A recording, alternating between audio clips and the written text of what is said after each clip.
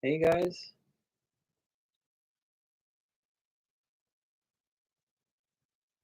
It's cool. We got Aaron, Dragon Master, um, Mario Mania, 1, 2, 3, 4, Mario Mania, Dragon Master. Yep.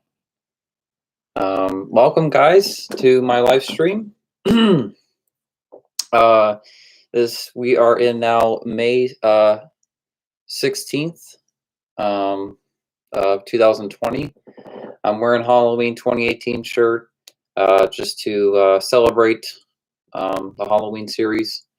Sadly, this Halloween Kills might be the first Halloween movie to be released, on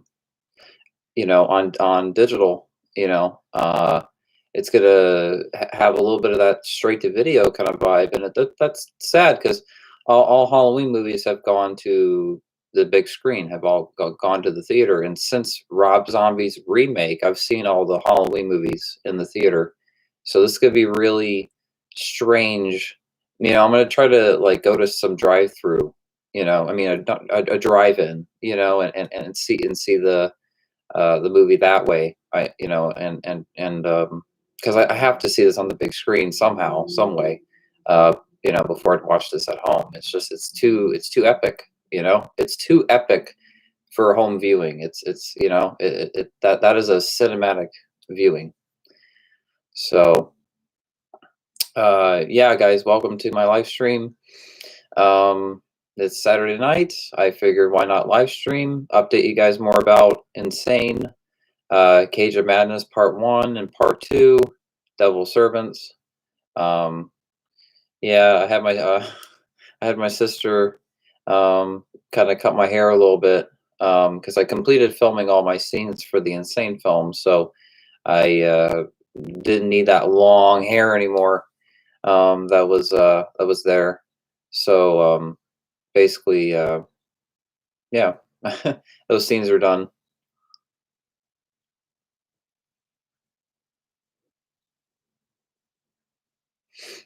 Yeah, the thing is, it's like, they predicted what the coronavirus to get worse by the winter, and if it's going to get worse, to the winter time, I definitely see this being a, straight to video, sadly.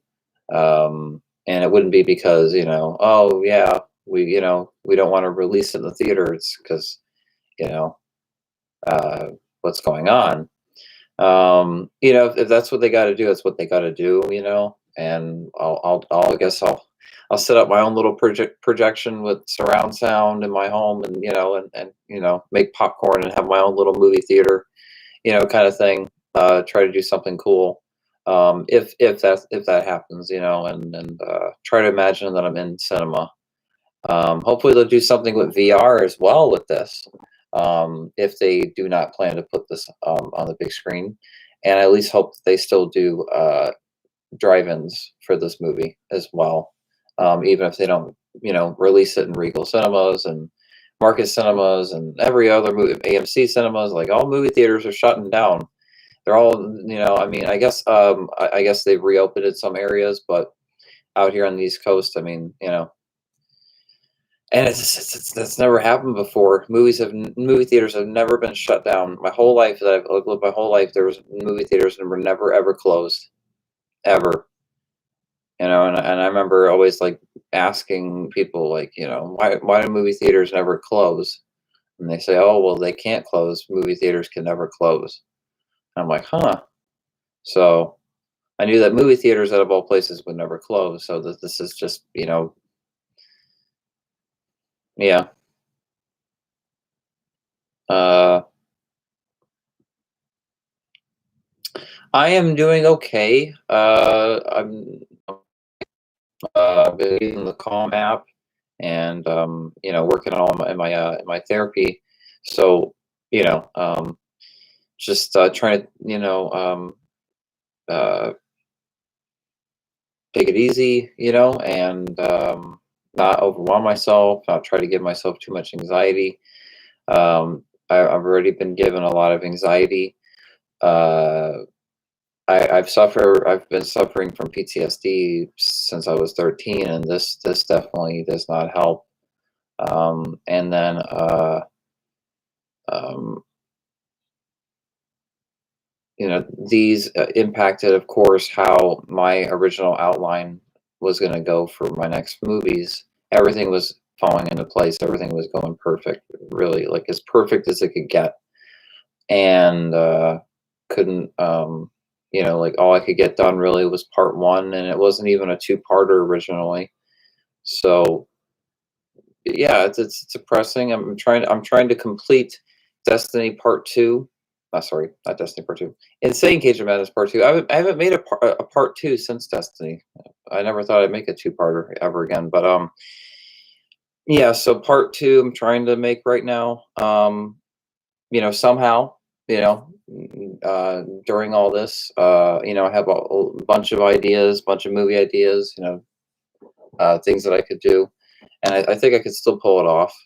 Um, and but with Devil Servants, that will have to be postponed until this, um, you know, um, isn't what it is right now, and when it's not worse, when this is all, everything's gotten better, which is what we all hope. A lot of us, and I think a lot of people feel that at times in crisis and situations where nothing will change, nothing will get better. Um, but sometimes that's not always true. Like we all might actually recover from this, and the world might go back to how it was, and we might be surprised. You know, um, it's always possible. I mean, the world didn't blow up. I mean, so it's almost like anything's possible.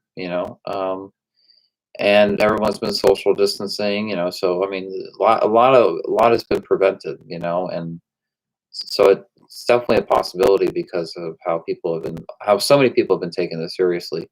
There, of course, have been people out there that aren't, but I don't know. I just get this feeling that as time goes on, more and more in the future, um, it will get better. But it's sad to read, that oh yeah, that it's going to be really bad winter. So basically, at the end of the day, how am I doing? Uh, okay, I guess. Okay, um, but yeah, depressed for sure. Sad. Yeah, I'm in editing process with Insane Cage of Madness Part One, but it's just really sad because I don't have Part Two, and I don't know. Hmm. Anyway, your thoughts on Scream Five? Them bringing back Nev Campbell. I think it's awesome. I definitely felt where it was like, okay, well, I either want them to continue the Scream show, with season 4, or they make a Scream 5, which is what Scream fans have been wanting since Scream 4. Um, I think this will be one of the ultimate events, um, for Scream fans. Scream hasn't been around for a long time on the big screen. Now it's been on TV, and the TV show was successful, but it wasn't like successful. Where it wasn't like the number one show, but it was popular. And I think all 3 seasons did well. And But in terms of like on the big screen, a movie, characters from the original movies and stuff, like a sequel, um, we're finally getting that. Sadly, it won't be Wes Craven. I have to check out the movie that the directors of Scream 5, the Ready or Not movie. I need to see that because that's apparently the reason they were given the director's chair. So I know that, and I know that Nev Campbell is the main character, which is good. They've been hinting a little bit that Sydney's going to be killed off in the very beginning, um, which would be so stupid. Like, why? You know how dumb that would be to kill off Sydney right in the beginning of the movie? I probably walk out of the theater because that's the end of Scream. Like the what? Right, that Sydney goes out into hiding, or she goes moves to a different country, or whatever, but to kill off Sydney, I don't know, even if she got severely injured and she couldn't do anything in her life anymore, I don't know, but for her character to get, or at least like have her sacrifice herself for like an important character, you know, um, in the third act, and give her still a major role, kind of like a passing the torch role, to another character, and do it that way. I think an opening sequence like that would be. I mean, it's very Scream like because it's like the main character. Oh, it's a major character, being killed off in the very beginning. I mean, it's very Scream. But last time they did that was Scream 3. And the only reason why Drew Barrymore worked for the first one was, because it was a brand new storyline. Like she was a brand new character. There was no previous entry. That was the beginning. So it was a cool way to start the series.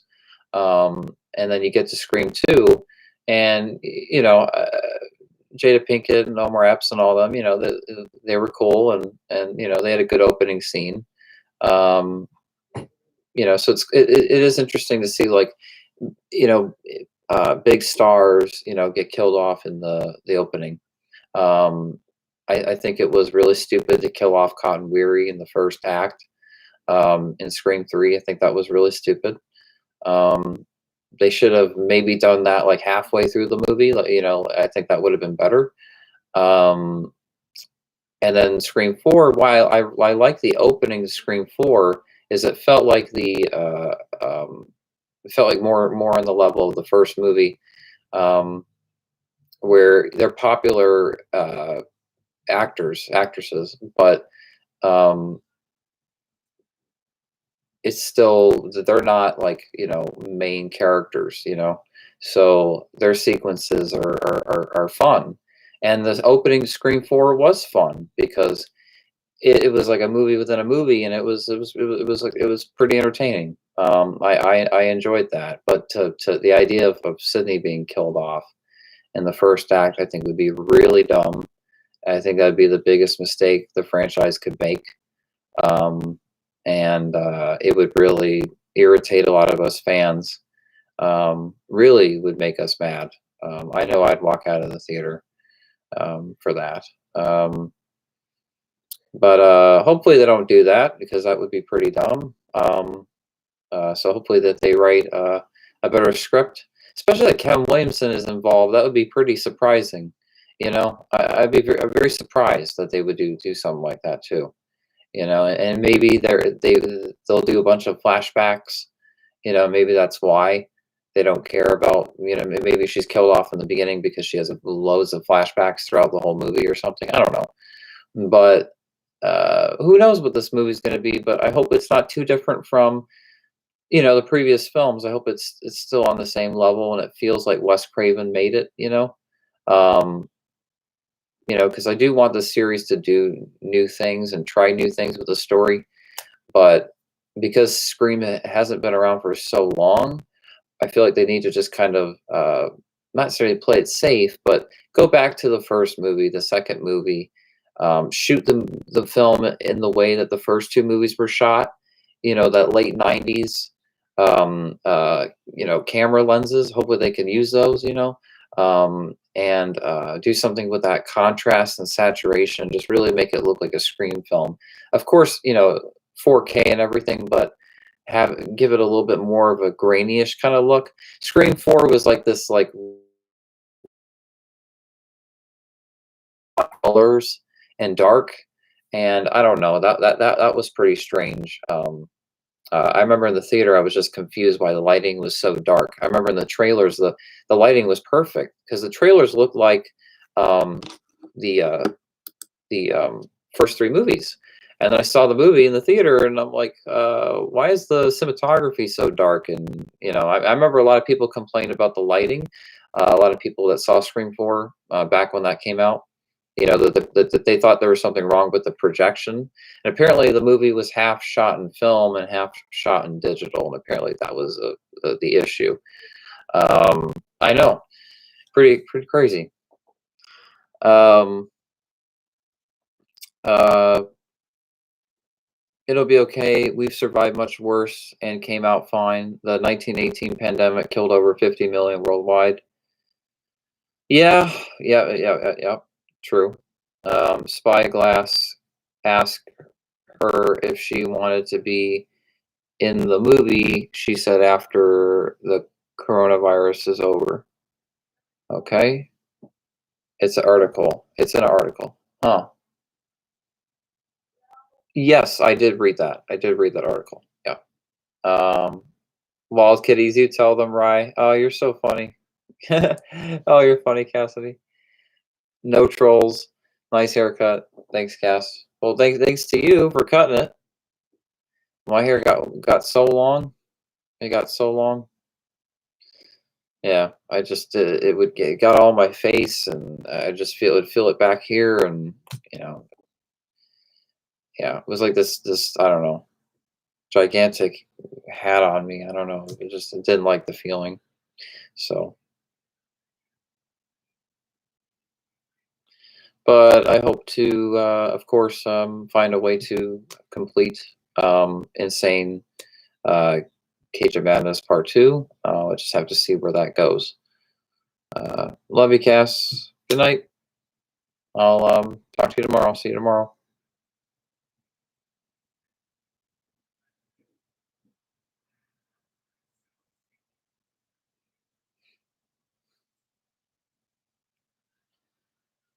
Yeah, guys, Cassidy's in the live stream. She was in the live stream. I guess she left, but oh, she's still in the live stream.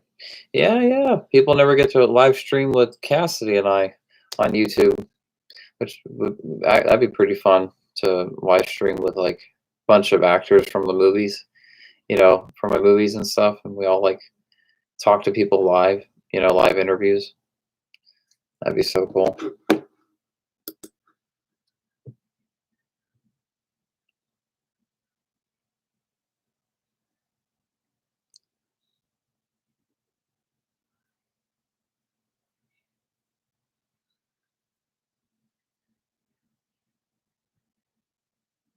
That would be really cool, Cass. I think that'd be really awesome. Of course, we'll have to make phone calls, ask a few people, find who's available, and then we all just live stream and do something cool, you know, almost like a anniversary thing. I don't know, of just all the movies, and stuff, because there's just so much history there, and what it means to you guys too, you know. So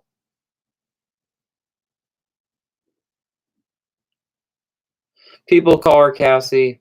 People call her Cassidy, Cassie, Cass. I don't even think she cares anymore.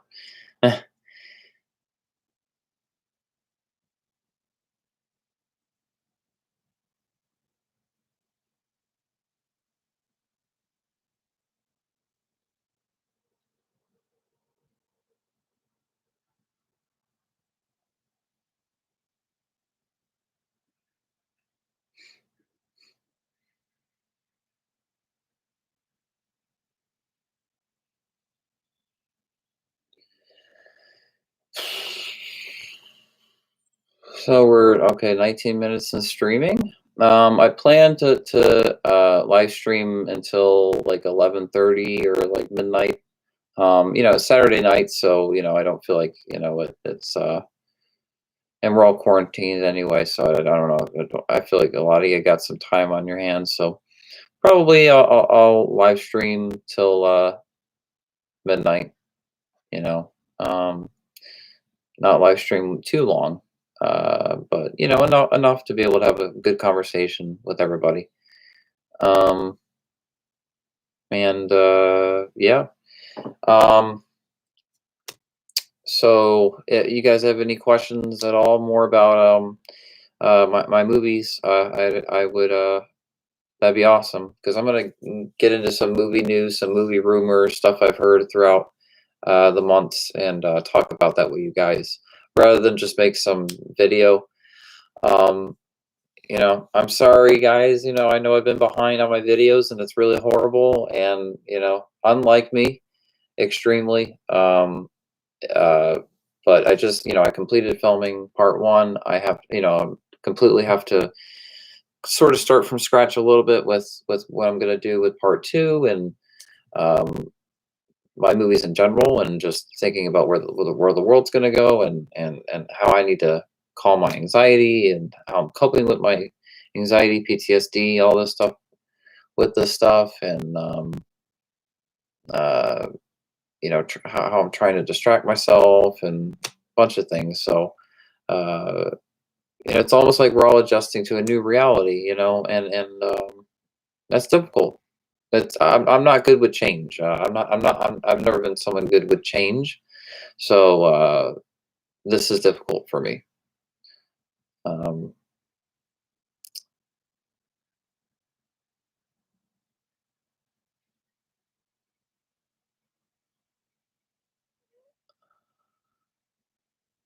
I haven't really been checking my Xbox messages. I've just been, yeah. I mean, anytime I go on my Xbox, it's usually to like go on Netflix or Hulu or YouTube and watch videos or watch TV shows and stuff like that. And I don't know, I haven't really been in a video game mood lately. I really enjoy playing Ghost Recon Breakpoint, but not really anybody that I know is into likes that game. So I'm always the only person that likes Splinter Cell. All the friends I know, family members.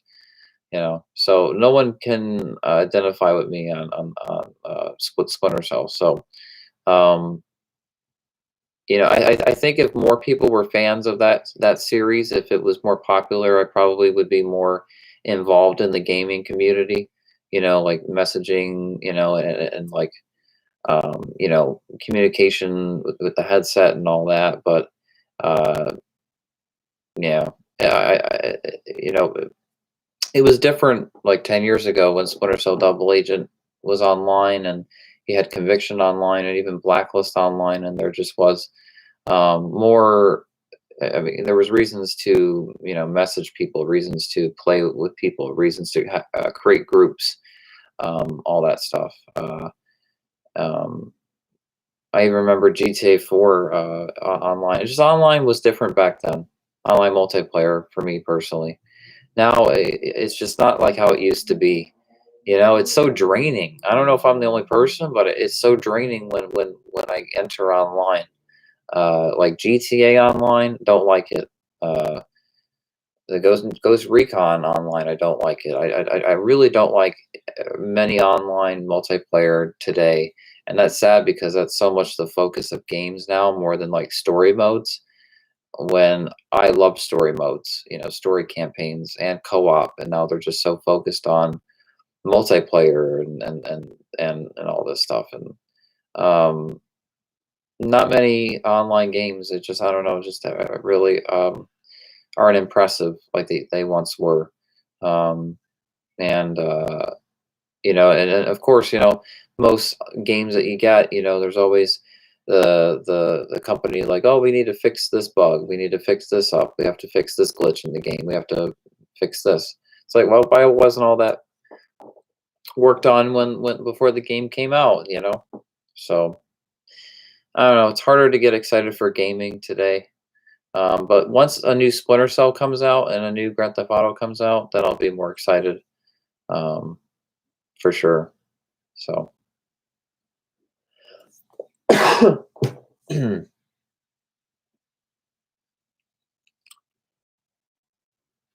I use Final Cut Pro. Yeah, Final Cut Pro is a really great editing software. I really don't need it. I use the Apple computer. You probably use a PC, and that's probably why you're mentioning a program that I've never heard of. So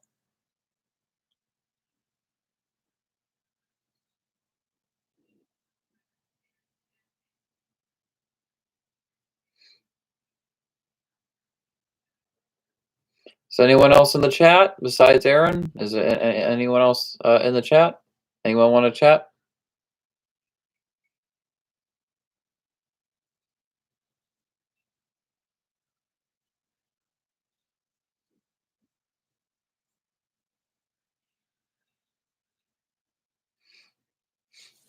How have I been keeping myself busy? Basically playing video games. I've been watching TV shows, movies. I've been doing some writing. I have a lot of editing to do for Insane Cage of Madness Part 1, and I'm trying to figure out a way to film Part 2. Now, I may not be able to, really, honestly. I mean, Part 1 might be the only movie that comes out, like, in the fall, and then Part 2 and Double Servants will both be postponed, till I don't know when.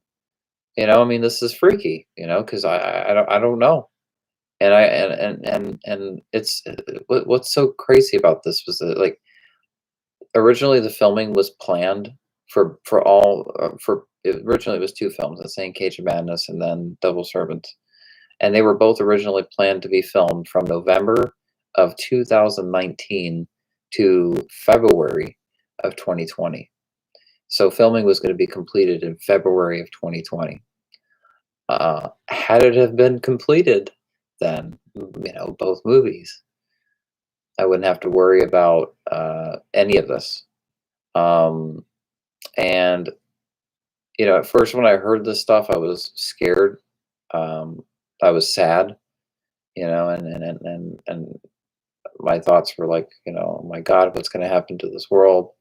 Um, but I was a little frustrated because my hair was so long and I couldn't cut it, and they, shut down, places to, haircut places, and long hair drives me nuts. Literally, it'll drive me crazy.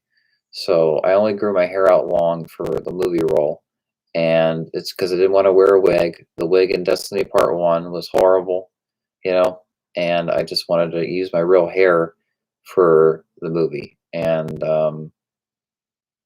uh, yeah, so you guys will still get a Part 1 despite all this, and that'll come out in October or November. But I really hope that I can make Part 2 this spring, because if I do, then I can get that out, after Part 1, and people don't have to wait, a year, or whatever for the second part. Um, and if everything goes back to normal sooner than later, great. And we all get through this, great. You know, I'm trying to be strong about this, and I guess optimistic. But I just definitely have a lot of worries, fears that this isn't going to get any better anytime soon. It's just going to get nothing but worse. And yeah, I don't know. That's really sad because I love making movies for you guys. I love, making this content, and because of COVID-19, I can't make certain content for you guys, that I usually do. So, okay. Where do you get inspiration for films, Ryan? Inspirations, well, okay. Well, basically growing up watching horror movies was a big inspiration. Movies in general. I was in theater as a kid, which was fun. And then one day I picked up a camcorder and I just started filming everything. I started filming like my family, and I would zoom in on my camera and zoom out, and I would just film random things. And that was fun. And then I remember taking like film classes growing up, like in middle school, high school, to learn more about, movies and stuff. I sort of taught myself how to use Windows Movie Maker. I didn't look up any tutorials of how to use the program. I just kind of taught myself the whole thing. Um, a lot of stuff I taught myself. I would see things in behind the scenes featurettes of movies and stuff, and I would just be like, "Oh, well, they did that and that scene in that featurette I saw. Why don't I try that?" And so I learned quite a bit from bonus features from DVDs and Blu-rays. Extremely. I mean, without those, like I would probably wouldn't know as much as I do. Because they have featurettes for even like low budget movies now, and it's educational because you wonder, okay, well, how do I make a movie? What do I do? Well, there's great source material now, that you can go to. So, um, uh, yeah, so that's kind of my inspirations, and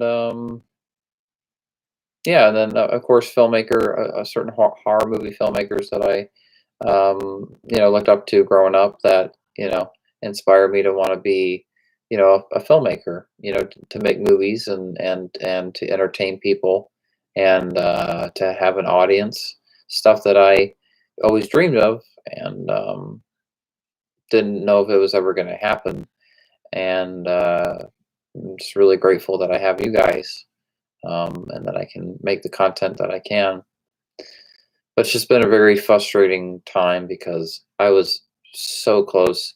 If the movies would have been completed in February, if the filming would have gone the way that it needed it that it was planned to, and oh, I so wish it would have now too. It sort of makes me angry.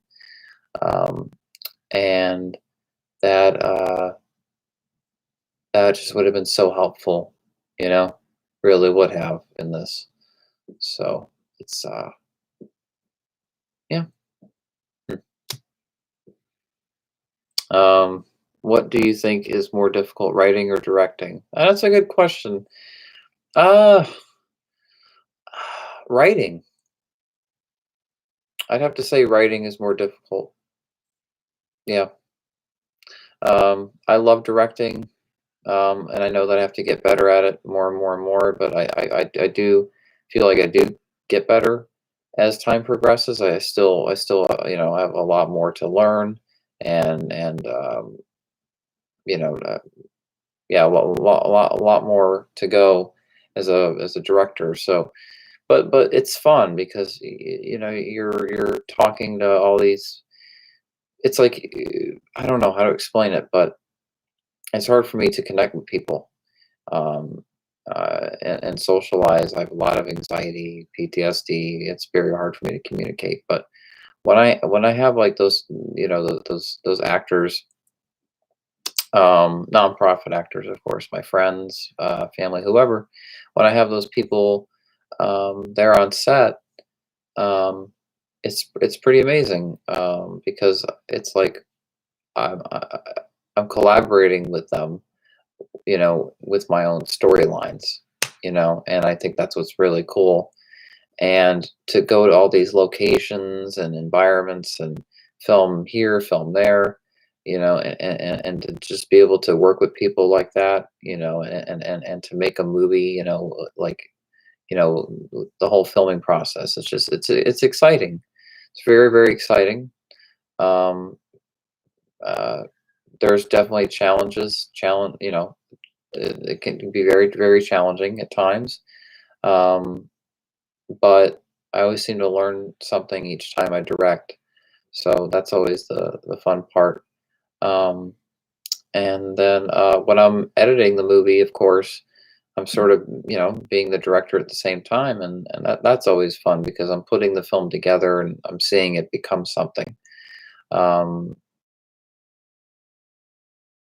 do the movie, I think is incredible. Um, now the writing process, I love writing. Just don't get me wrong. It's just I don't know.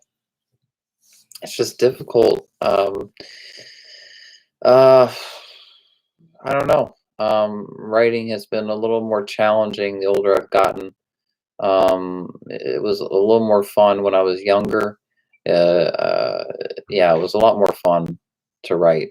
And It's still fun to write. It's still fun to come up with new stories and new ideas and exciting, things like that. Like it's always fun to write.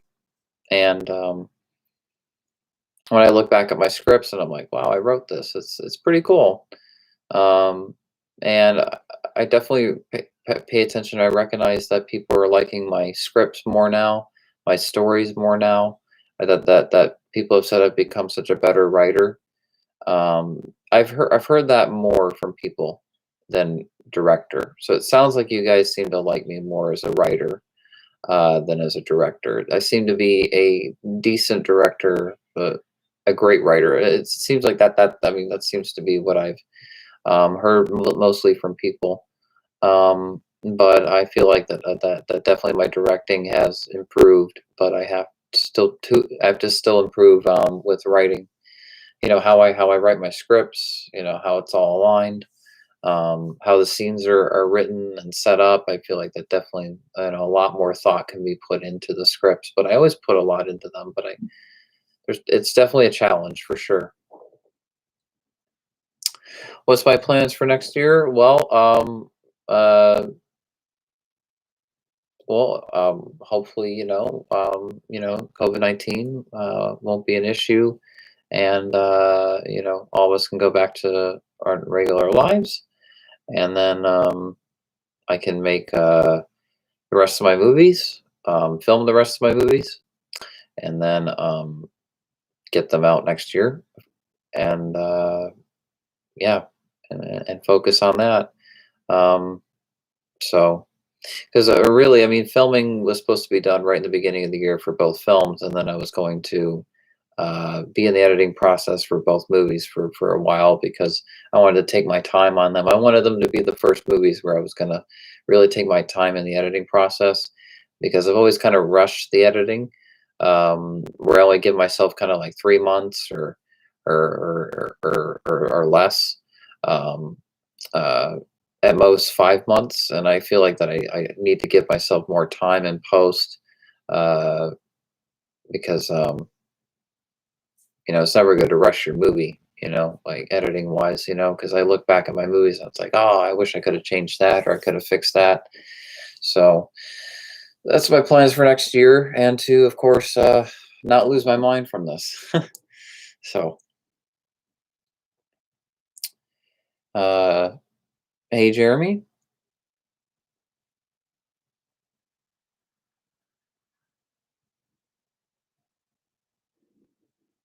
I'm a fan of you, Ryan. Please don't let things get to you. Thanks, Eric. We fans care about you. Awesome. Thank you. I really appreciate that. Thank you guys. That really means a lot for you guys to say that. Um, thank you, Eric. Um, yeah, thank you guys all for being in this live chat. I think this is amazing. I get to communicate with you guys. And It's so funny that everyone's live streaming right now. It's just hilarious. I mean, why not? Right? Um, uh, Ryan's interview is coming very soon. That's awesome, Jeremy. Yeah, I've been wondering. I'm like, how's my interview? When's my interview coming out? But yeah, I basically was on a podcast. Jeremy Cadell. Be sure you subscribe to his YouTube channel. He basically interviewed me on some podcast. Uh, about my movies and all that stuff. So check out his channel. It'll be on his YouTube channel. And Yeah, support him. Support him. So um, keep the stream. I will keep the stream.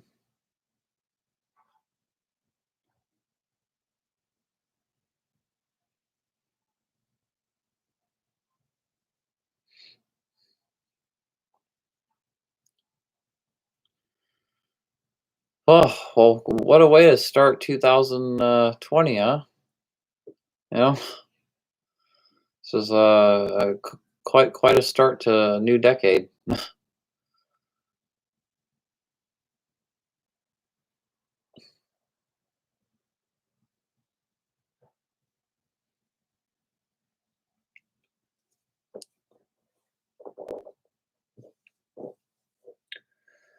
And now the weather is, getting warmer now. At least where I am in PA, it's pretty warm. It's not really cold, uh, like it's been for a while. Um, it's actually now pretty warm. I've had to turn on a fan, and still it's pretty warm right now. Um, so I can tell we're in for a very uh, humid summer. Um, what's the best film I've watched recently? Um, best film I've watched recently. Recently. Hmm.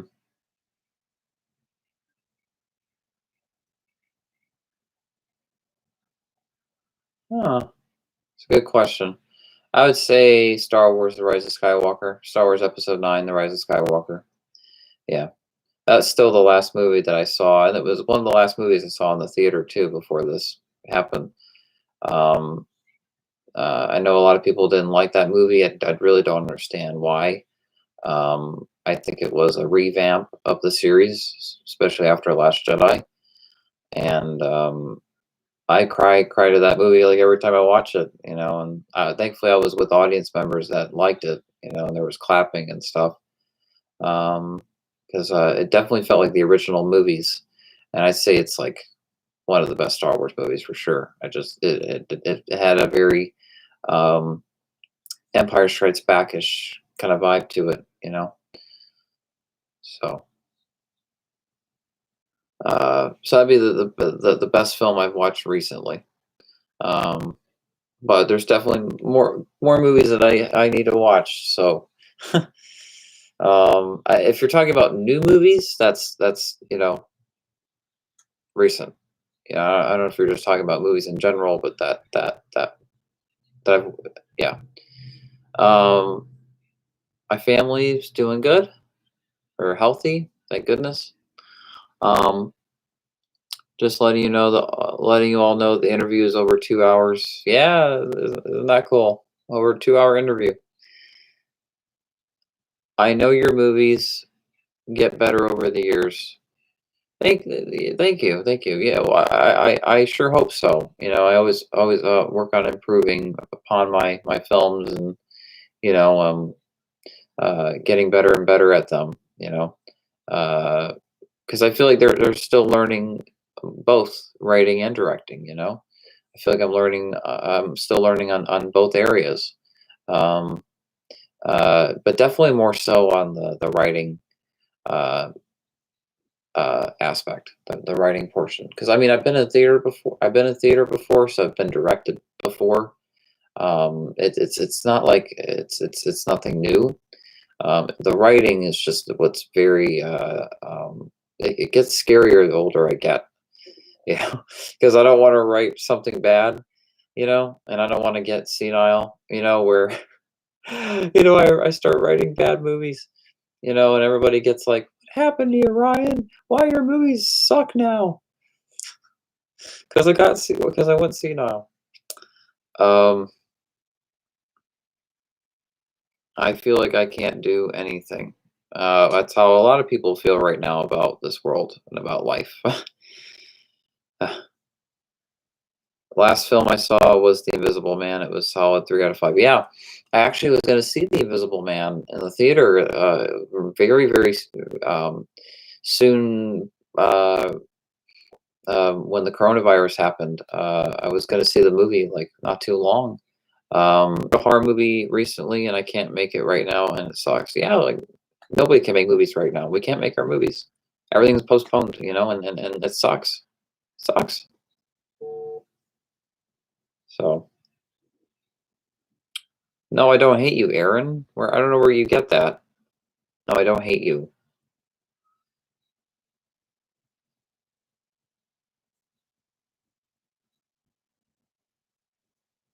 So,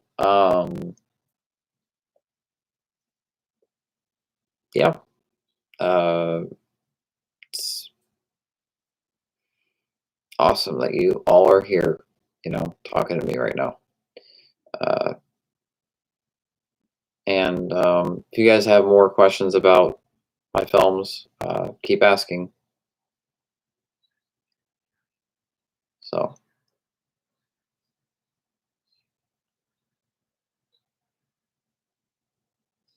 this horror movie probably would have been my longest film, and so far, no progress. LOL. You're funny. That's funny, Jeremy. Well, don't give up hope. Hopefully the world will go back to normal, and you can make your movie. You make your movie, and a bunch of people can make their movies, and I can make my movies, and then we all can go back to reality. I'm sure it'll be released. Yeah, yeah. Just like I plan for my movies to be released. Insane is my favorite film of yours. Really looking forward to the next part. Oh, then you're gonna love part one for sure. I know. Yeah, you're really gonna love part one. Yeah, I think you're gonna really enjoy the Cage of Madness movies for sure. Mario Mania. I think those are probably gonna be. If you love Insane that much, the first one, then yeah, you're really gonna love these next two films because they're true sequels to the first one. Um, and they have a lot of that same tone, vibe, atmosphere of the first movie. Now the colors are gray, and gritty, but that aside from that, the movies are very similar to the first one and the prequel. I didn't want to make these movies feel like they're a different series or it's not in line with the previous movies. I want everything to feel consistent and cohesive and you know not off. So I uh, definitely think you're going to enjoy it, which is cool. I'm watching Scream season 3. It took them 3 years. That sucks. I know. I remember when I was watching Scream season 3. The first night it came out on VH1. The first 2 episodes, and I remember my uncle Gary was like, "It's been 3 years since season 2." I'm like, "Yeah." I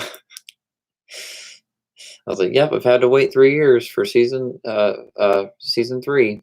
Um, uh, I finally watched Scream season 3. It's not bad, but I missed the original series. See, I told you, Jeremy, it's not bad because it's not. Yeah, it's very Scream. Oh, and also, what did you like about it? I love the psychological vibe. Yes, the psychological vibe of Insane is awesome. That's my favorite part of it, and I think Insane is going to be more popular with people ever since now COVID-19, because the storylines are about people, locked in their homes or locked in a room. They can't get out. Uh, no food or water. Um, they're isolated away from people. Um, they're losing it. Um, uh, and that definitely is going to affect people, I think, a little bit more now than it would have if it had this not have happened. So I never could have predicted something like this happening. So when I wrote Insane, it was really what it was a inspiration from Saw, the Saw movies, and I thought, well, what if Jigsaw was a dude that wasn't like setting up a bunch of traps. What if he locked people, in a room or in their home and did psychological factors and had them lose their mind and tested them if they could survive a number amount of days. And if they do survive, then they get to kill them. But that's only if they do because it's near impossible. So it was an idea that I had, like a different version of Saw, and I guess that's what you could say this is. But at the same time, it's own original thing, and it's gonna show that more as you see the next two movies. Um, so very exciting. Yeah, because the Insane series is a lot of people's favorite franchise of mine, favorite movie series of mine. And I think it's an excellent series because it's the most consistent. I think it's the least flawed. But, hey, no bashing on Devil's Servant yet, because I haven't made a sequel to the Devil's Servant yet. So nobody, you guys can't say anything yet about Devil's Servant series. Um, I wish they would have continued the Brandon James story. Yes, I of course would have loved a six-part season three with the original cast members. They shock us. For 6 episodes, a lot of chasing scenes. They reveal who the third killer is, and it's like a big finale, and it wraps everything up, and it's like the characters at Lakewood College, and it's literally like the Scream 3, I guess, of like the series, but it's not as goofy, it's more serious. And they could have done something really awesome, a good 6-part season, and then we would have got solid 3 seasons with those same characters, and I think it would have drew a lot of attention, but I think a lot of us Scream fans know the airings were getting low with season 2, and really low. And I think that's why it was uh, they did the whole reboot thing, because I think they wanted the airings to get higher. They wanted to bring back Roger Jackson, Ghostface. They knew that would get the airings up. And I think because they made their money from the first 2 seasons, they were like, "Oh, we can get Ghostface back." So I think that was also something too, because Scream is Ghostface. Ghostface is Scream. So how do you do Scream? How do you make Scream without Ghostface, right? Um, I like the acting in season 3. Yep, the acting in season 3 was awesome. I miss the characters that where I'm the first 2 seasons. Well, what? I miss the characters of the first 2 seasons of Scream. Yes, I miss the characters of the first 2 seasons as well. They were really good characters. Um, do you see the live watch of Halloween 2018 with Jamie Lee Curtis and John Carpenter today? No, I did not. If you could send a link, that'd be awesome. I did not know about that. I've listened to their commentary, the 35-year anniversary edition Blu-ray when that came out. But no, I've not seen that. There was probably drama behind the scenes, and that's why they changed it. Yeah. I have a feeling that it was drama that went on behind the scenes and stuff that was going on, and that's the reason why they, completely started from scratch. Um, Aaron, I can confirm drama behind the scenes. Yeah, yeah. I think they were live tweeting on Twitter. Oh, that's cool. That's cool. I did not know that. Did not know that. I've been very far behind in everything that's been going on. Yeah.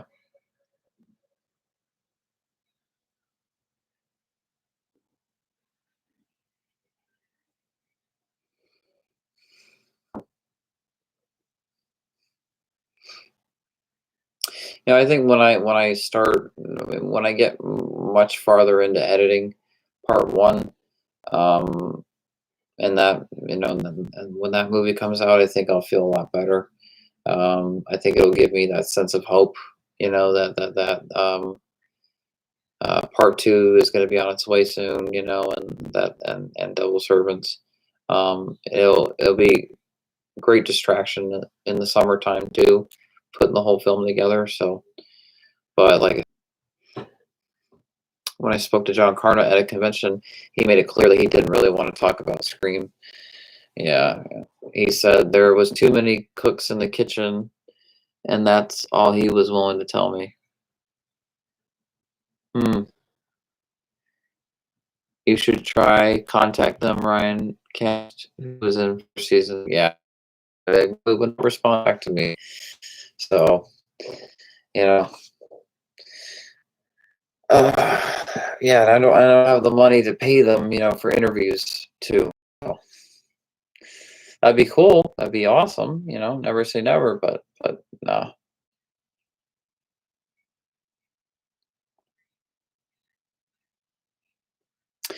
I wonder what that means. There were too many cooks in the kitchen. You know, I wonder what is that a phrase, a quote? I wonder what that means.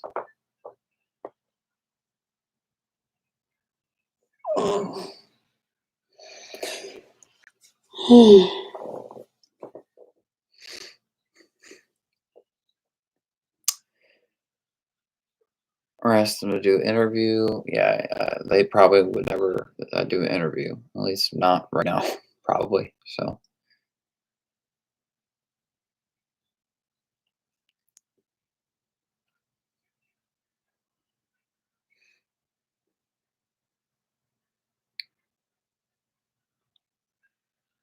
well, yeah, I think Jeremy did contact the Scream cast, but he couldn't get really any interviews from the actors. They weren't up to doing interviews.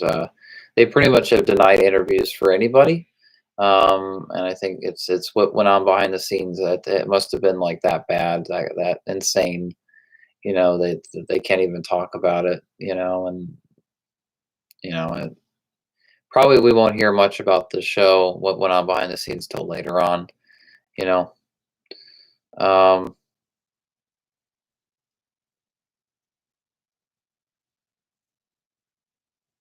would you ever consider doing live commentaries on your channel, Ryan? I think that would be fun. Yeah, yeah. I could do live commentaries, like in terms of like my own films or just movies in general. Because yeah, I mean, definitely doing live commentaries for my films would be pretty fun. I haven't done all commentaries for my movies either as well. So it's like if you guys watched my movies at the same time with me, then I could like talk about the movie at the same time, and you guys can learn, and then I can talk more about it after we watch the movies. That'd be pretty cool. Will Fitzgerald said that there was tension between TWC, the Weinstein Company, MTV, and the producers, but she didn't want to talk about it. She also denied an interview due to legal reasons. Yeah, I mean this. I mean, obviously, it went on behind the scenes of that show. Had to have been bad. So,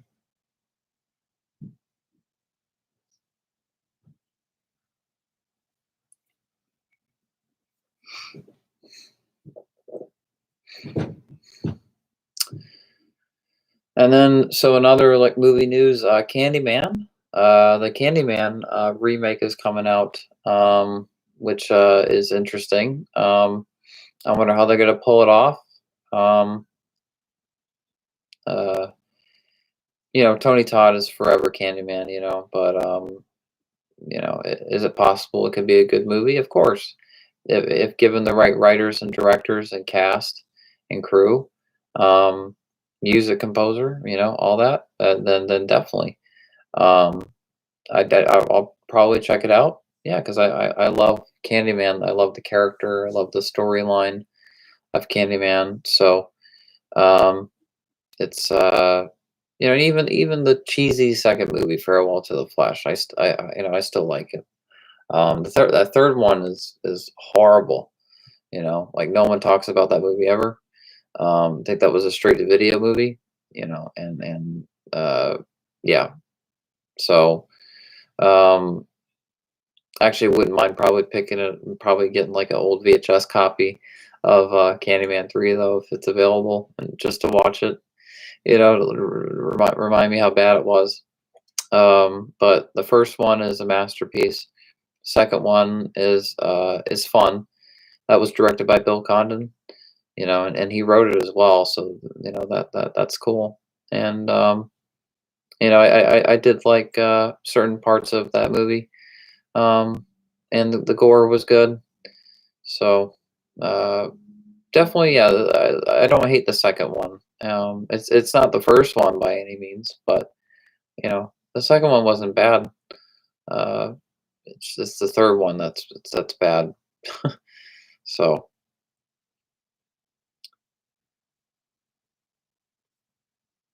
but I don't understand why they had so much copyright issues with season 3.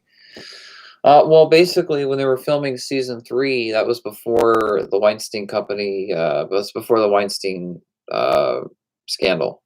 Um, that's when still the Weinsteins were in charge of like all those movie series, TV series, and they were paying, for those franchises and everything. And once literally they completed filming season 3, then the scandal happened, and everything got messed up, to where people didn't even know if season 3 was ever going to get released because of the Weinstein, s- all of it, and because of all that, no one knew if season 3 we'd live to see the light and day of it. But they filmed the whole season, so it was like everyone wanted to see, the show. And Netflix didn't want anything to do with it, because of the Weinsteins. No, really, nobody wanted anything to do with the show. Only VH1 picked it up. Not even MTV wanted to air it on their network. Yet I think that they still had the rights to season 3 because they were um, involved with season 3. They were the distributors, for like television, for the Scream show. And if you get this third season on digital, or if you watch it on Netflix, MTV logo appears and not VH1. So definitely it was MTV, but they put it on a different network, because they just didn't want, I think, anything Weinstein related on their network. Um, so it definitely is a mess, for sure. And it's smart that they're just kind of starting over, or that they're no basically not starting over, but going back to the movies, and they're going to make a Scream 5. And I'm glad it's a Scream 5, and it's not a remake. That just would be really really bad to do a remake. You know. Um, And then I think that would be the only reason it would make sense that Sydney would be killed off in the very beginning, is if this is a remake of the series, and she plays like a brand new character or something. It'd be so dumb, you know. Um, so let's just hope that they make it like the movies, and that it's like Scream, Just because season 3 was definitely, it was getting there. It was a lot like the movies. It felt a lot like the movies. Um, and the first 2 seasons definitely, a lot of it felt like the old films. And it had its like great moments. It was a great summer show, because I remember season 1 came out in the summer, season 2 came out in the spring and summer, and then season 3 came out in the summer. It came out that 3-night event last year, which was very fun. I remember watching all 3. I remember watching all 3 nights on VH1, and that was exciting because I had to wait the next day for the next 2 Scream episodes, then the next day for the next 2 Scream episodes. And it wasn't like Netflix, where all the episodes were like there. I actually had to wait a day, and wait another day for this episode or that episode. So that was fun.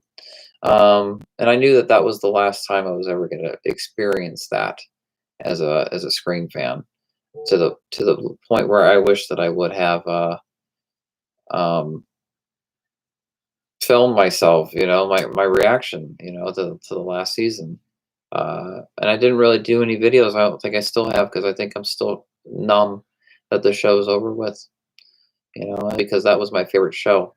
And now it's no longer on the air, and it's exciting that it's back as a movie series, but it was really fun as a TV show. Okay, so Viacom basically, had a lot of involvement with us. So in return, Viacom owns the show. Viacom could very well air it on CBS, Paramount Television, VH1, MTV, MTV2. Okay, etc. Oh, interesting.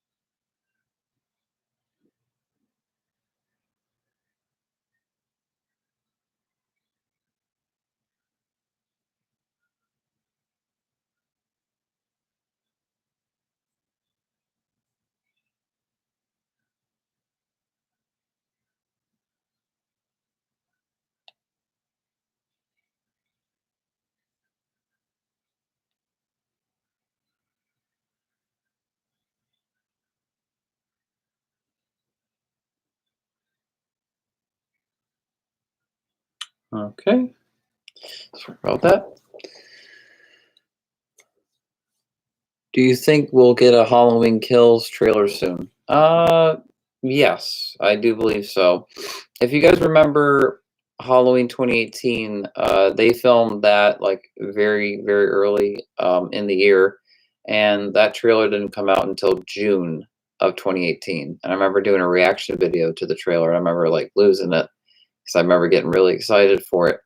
Um, and that was June of 2018. So I have a feeling that they're going to do the same for this. It's going to be a June teaser trailer, and then they're going to come out with a like official final trailer like in like August. Same as what they did with the last Halloween movie, and then and then yeah. So that's my guess. Um, about the trailer. And if we don't get a trailer next month, then definitely this movie will be delayed for sure. Um, Ryan, do you think we'll get a Halloween trailer? I believe so, but if we don't, we know the movie will be delayed. Or like it'd be put on hold. Doesn't mean we won't see the movie. It just won't be released anytime soon. David Gordon Green is working on the trailer, and he confirmed tonight that it's very welcoming, but because of the world now, they are waiting. Yeah, yeah. I think that's the only reason. They want to get this all out at the right time. So because Halloween.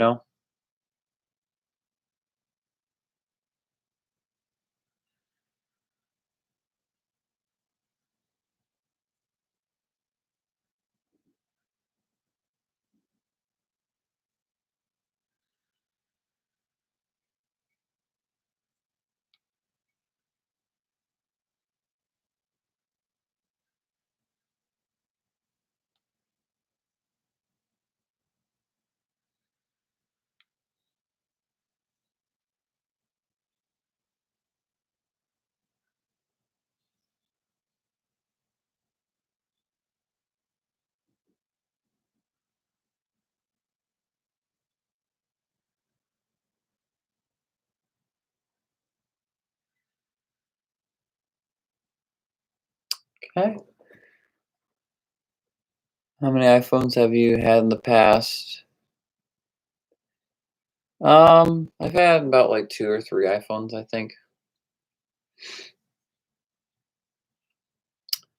Ryan Turek has said that the marketing is not going to be the same with this film due to the pandemic, and also confirmed that it might be a shorter marketing period. Yeah, but a film like this, they need to, you know, promote it a lot. I mean, this is Halloween, and of course, they could easily never get a trailer out for Halloween Kills, or they could easily release a 30-second trailer that just shows like Michael Myers, escaping from from under the floorboard of the house, you know, and it says Halloween Kills, and it's him walking away with like fire on him and stuff, and like it's all like, whoa, what?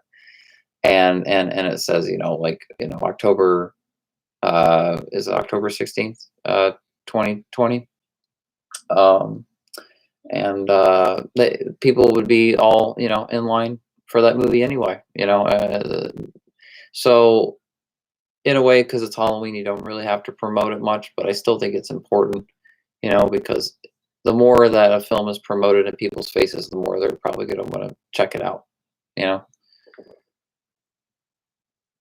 uh, I will love a small promoting period due to less spoilers. True, because I mean, they say that this is going to be one of the most violent one of the most violent horror movies of all time. Um, Very surprising for a Halloween film, because Halloween's about suspense. I mean, the gore's there, but do we need like excessive, like Rob Zombie?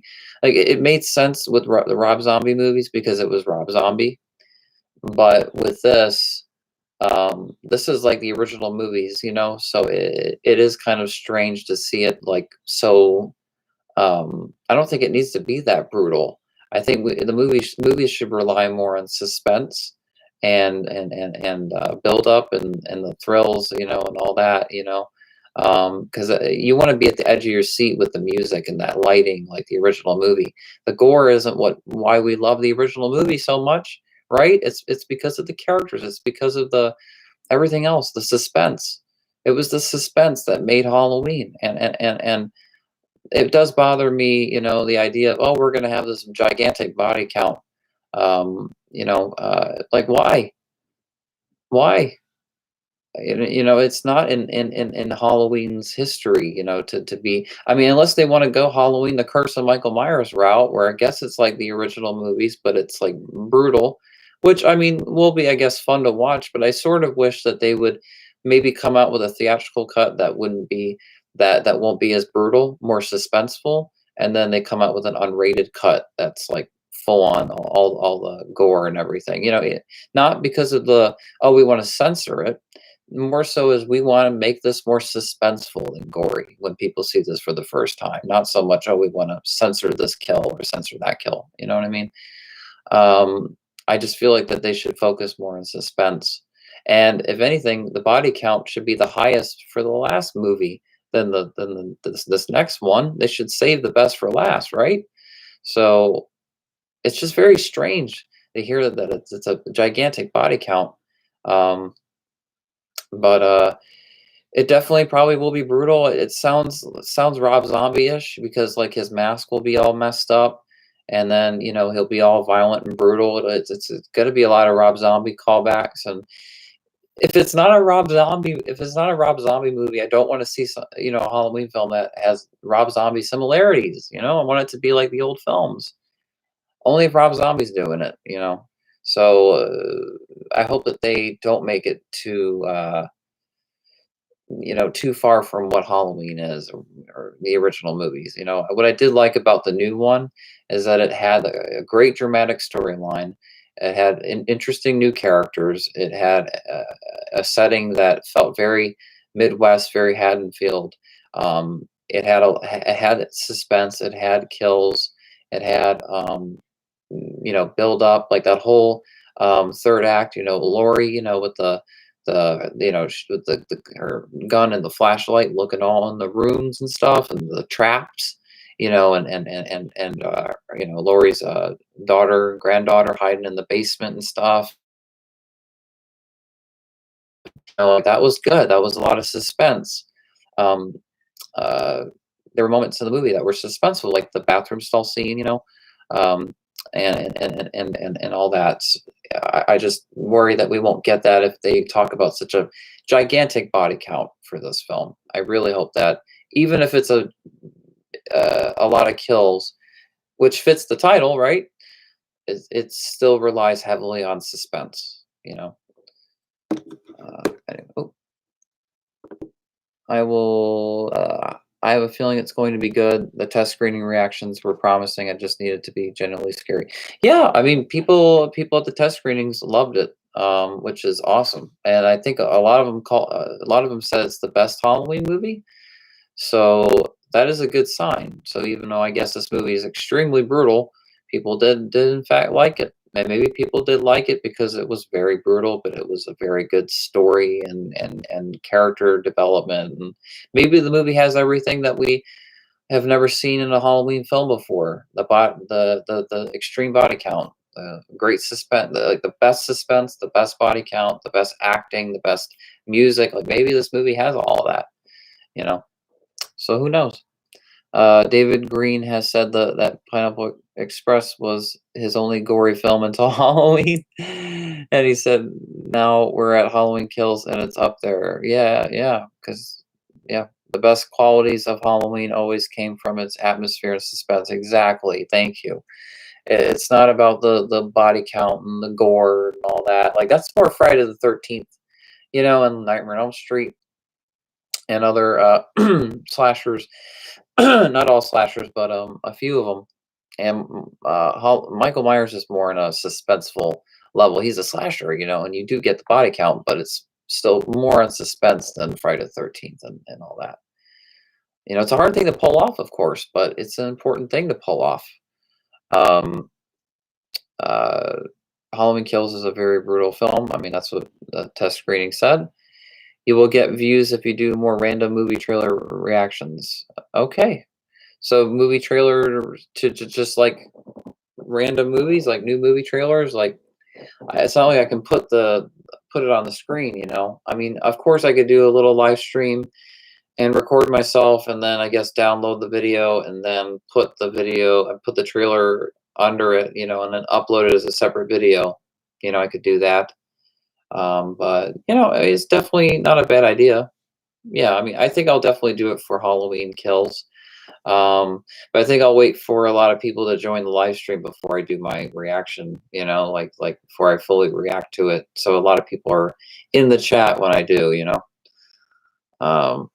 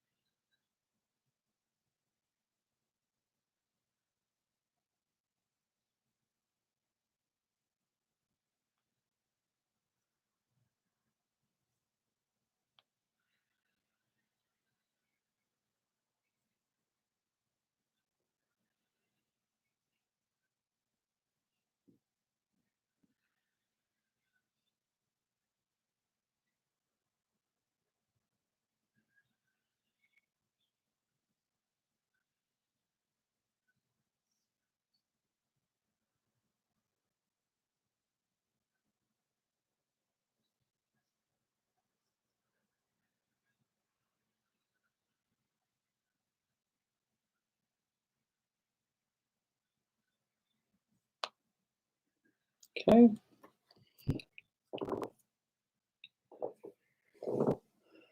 Been asking you to do that for a long time. You will get more views, trust me. We should watch the entire Halloween franchise together. I think that'd be fun. That would be cool. Yeah. So basically, what do I do? I do a live stream and then I just like I mute the audio of the movie to where like you know I wear headphones and you know for copyright reasons and as I'm watching the film, you guys are in the live stream and I tell you exactly what scene I'm watching. You know, I mean, is that how it works? Because I've seen a little bit of that with like live stream videos, what people have done on YouTube and yeah, okay, so yeah, I figured. Yeah, that'd be cool for sure. It's definitely something that we all can do in the future. Um, and yeah, I think it'd be really great. Um, yeah,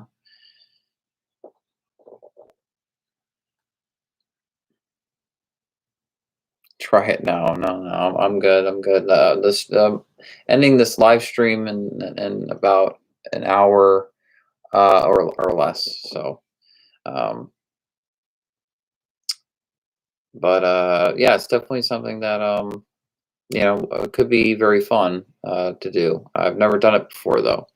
Whatever you know entertains you guys. You know, I just don't want to do something that bores you. You know, or is like you know. I tried to celebrate Splinter Cell Conviction and Splinter Cell Chaos Theory. Not nobody commented on those gameplay videos, which was expected. Um, you know, of course, you know, you guys didn't subscribe to my YouTube channel for gameplay videos, Splinter Cell gameplay videos, but there's going to be gameplay videos I'm going to upload throughout time. Um, uh, I'm not going to be, you know, that YouTube channel that's gameplay video channel. You know, I'm a movie channel. You know, for the most part. You know, but I think it's fun to record my gameplay footage and then to put that on my channel. And then actually, what I did with the Splinter Cell videos, the gameplay videos, is I added HDR, kind of like uh, uh, coloring to it in my editing program, and then exported it to 4K. So it's and 60 frames per second, so it's like really good quality. And yeah, be pretty fun to you know to do that for other games. I would love for you guys to list the kind of games that you want me to do. I just don't want to just do these random gameplay videos and then it doesn't get any comments and stuff. It's like, why am I doing this? Kind of thing. Uh, even if you guys want to see me play, I think what I'm gonna do is the Ghost Recon Breakpoint, the Deep State DLC, Splinter Cell, Sam Fisher, um, that like 6, 7 mission storyline. When Breakpoint adds like your own like AI group, I'll probably play all those missions again, and then put that all together and put that on my channel. But other than that, yeah, I will do always reaction videos to trailers. That's definitely something that we all can do in the future, is react to movies at the same time. That would be pretty fun. I wonder if you guys want to do that for like new movies that come out, like on digital or whatever. Like if it's you know, I don't know, maybe it's some horror movie that's coming out on Netflix or something, and and we all want to watch it, at the same time or something. Whether the movie's good or bad, we all can talk about it. Uh, because now we live in a much more live streaming time. So, and the world was already getting there with the live streaming, but now it just like, since this coronavirus. So, do Halo. I haven't played Halo in years. I mean, I might give Halo a chance again with the next Xbox, because the graphics on the next Halo looks pretty amazing. So I might give it a chance. But yeah. So maybe I don't know. Maybe the next Halo game. Maybe I'll have gameplay videos of that one. I'm just not really a big Halo fan.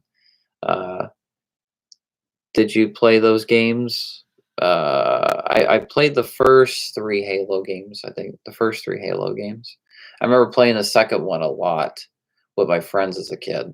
We'd all play, like, 4 versus 4. That was fun. Um, Old movies and new, okay. Horror films in general, okay. Like the classics. Alright. Like the original movies. Um, I'm getting off for the night. Have a good night, everyone. Alright, Jeremy.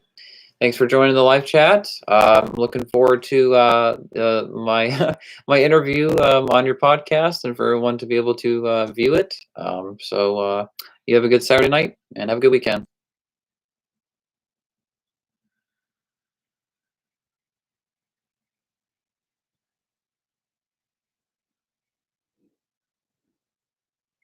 Interview dropping Wednesday. Awesome.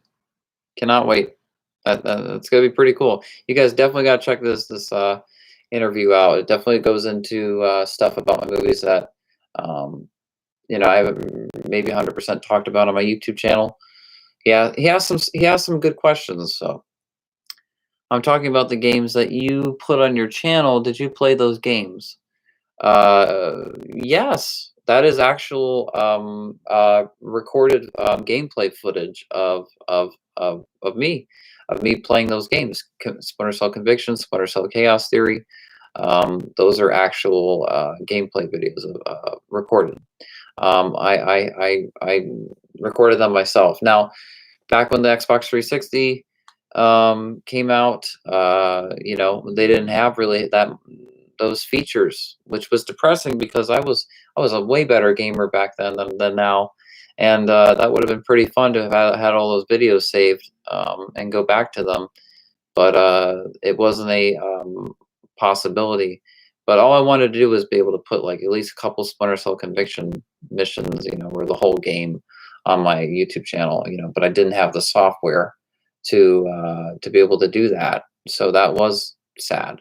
And with the Xbox, well, I think well, and PlayStation has it too, but the Xbox has a little bit more games. But the Xbox One X, I'm able to record all my gameplay footage, and it does end after like 10 minutes. But as long as when the time is running up, you can sort of edit it a certain way where it doesn't look like it jump cut. That's the only thing. But I think it's just really awesome that I'm now given the access to be able to do that now. And now that I have the ability to do gameplay videos and convert them and all that, and possibly do reviews in the future, and stuff. I mean, that's something that I've always wanted to do and just didn't really have the equipment for it, or accessibility. So the now I feel like that I can go crazy about it, but it's all up to you guys. Like, I don't want to just put a bunch of gameplay videos on my channel and guys are like, because I know certain people, they put so many gameplay videos on their channel, and it's like, post something else. Um, so I don't want to over excessively do it. I just want to be able to create as much content as possible on my channel. Um, Thanks, Aaron, complimenting. Thank you. Official 2 hours and 16 minutes, and will premiere on Wednesday. Awesome. That's gonna be awesome. Could talk while you play your games. Yeah, I know that you can, use the headset and all that. It's too bad a new Splinter Cell game isn't out, because I probably would be communicating with people through the headset, with Spy versus Mercs and the co-op mode and all that. But it's going to take a new Splinter Cell game, for me to get more involved, online again, online of gaming. I'm a very independent story mode gamer, and I also love co-op. To be able to play split screen with a player, like someone in person, is always awesome. Or even co-op online. But sometimes you run into uh, teammates that aren't responsive, or they're not talking through the chat. And it's just, I don't know. It's not like how it used to be. It's Xbox Live isn't like how it used to be at all. Xbox Live was the bomb back then. It was amazing, and you'd have that only on Xbox Live, and it was exciting. It was a much more exciting time for gaming, personally, for me, when 360 came out, and when the PS3 was out, and the Wii, and the PS2 and the PS1 and the original Xbox and the GameCube. Those were all, personally, to me, better consoles. Uh, Even though with the consoles we have now have better hardware, firmware, graphics, you name it, But from what I've learned is that's not everything to a console, Um, and there's so many times where I just feel like playing an older game than a new game. And it's strange because like every new console, you want to be able to play all the new games, right? But I don't know. As time goes on, I don't know. But let's see what Xbox Series X does, and what the PS5 does, and what games that they have in store. It actually could be the most exciting time for gaming. I mean, who knows? We'll see. Um, I've never been a huge game person. Yeah, not everybody's a big fan of video games. Do you ever talk to your actors, see how they are, even with this virus going on? Um, Not too many. Not too many right now. No. You keep in contact with them? Well, yes, yes. But no, I haven't really been talking to them. Uh, no. I hope everyone's okay, and it sucks that we all have to social distance ourselves away from each other, and then that we all have to wear these masks. Where it all looks like we're about to rob a bank. I mean, it's sad, and it just makes life like mm, it's sad. It's really, really sad, and everyone, keeping their distance away from each other, and And then, oh, we want to open up all the stores again and all the places, and then everyone freaking out. No, people get sick again. Uh,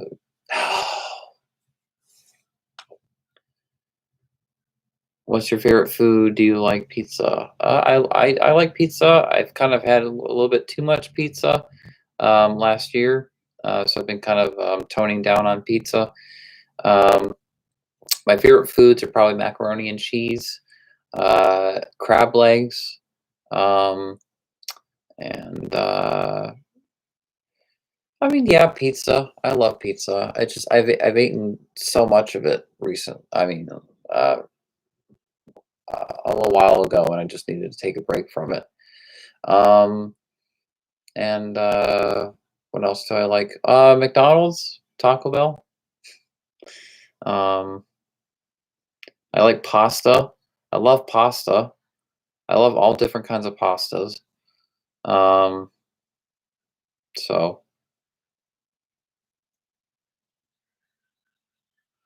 but pizza, sometimes it's irresistible. It's right there, and it's like, oh, or be able to just call Domino's, right, or Papa John's, and you get like that garlic butter, and or you get like the marinara sauce and the breadsticks, and mm, yeah, Italian food is pretty good.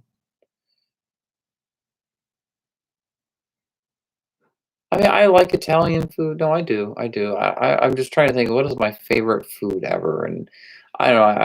I think it just depends on the food more so than the kind of food in general. Because I think there's good and bad with most different kinds of foods. Where you live in PA, do they have certain pizza or is it just Papa John's? Well, we have Domino's and Papa John's, and then um, uh, forgot the Tony Roni's, Tony Roni's pizza. Certain ones, yeah. But the most popular, the Papa John's and Domino's.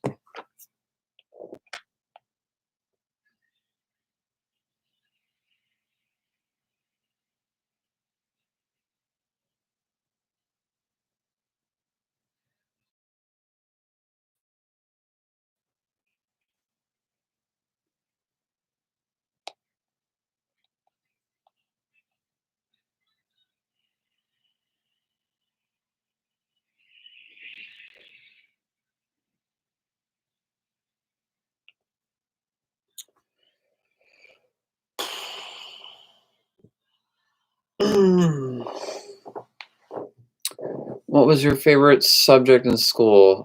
Psychology was my favorite subject. Psychology. That was probably my favorite for sure.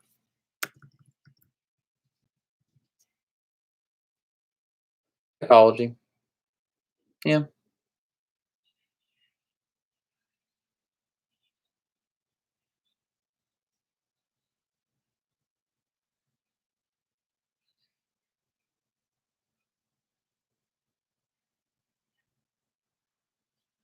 Films since this quarantine. Did any of you guys ever got like, "Oh, I'm bored. I'll watch one of Ryan's movies. I'll watch one of Argus from 13 movies." Have you guys ever had a day like that? Excuse. I took a psychology. Excuse me. I took a psychology course in college. It was pretty challenging. Yeah. In high school, it was pretty fun. It was challenging, but it was fun, and it was too bad it was only one semester. I wish I could have had 2 semesters of psychology. It was very fun class. Um, pizza to me, it don't matter where it's from. Hey, this is America. We all love pizza. You know.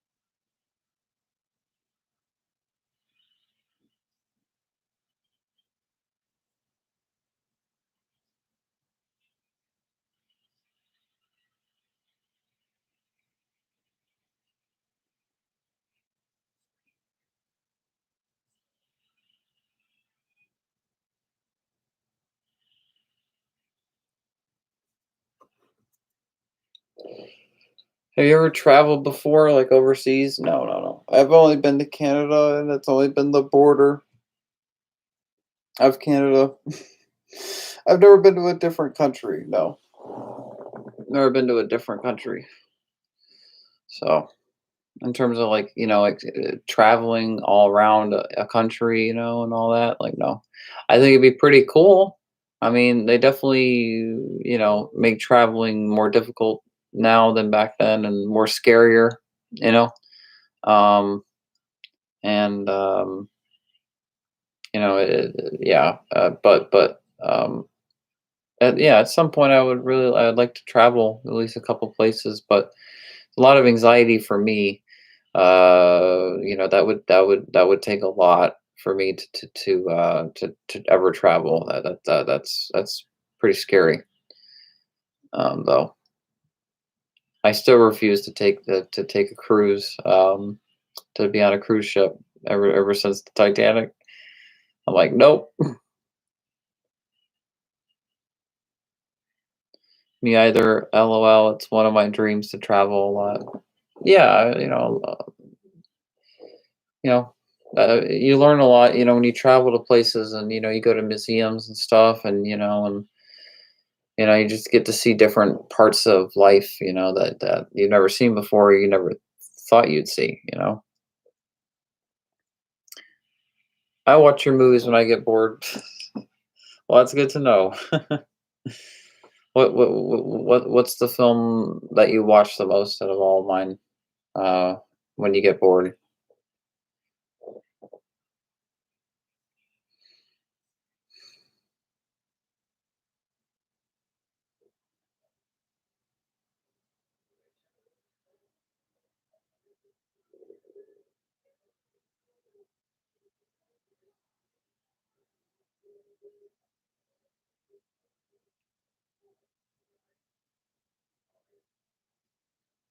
The Devil Servant. That's cool. That's cool. Yeah, yeah. That's a fun movie to watch. Fun escape film. You know. Halloween New Blood. Yeah, yeah. Double Servant and Halloween New Blood are probably like my best films so far. I'd say the Twilight short and Ghostface story as well. I think Miner versus Jason is definitely up there too. Yeah.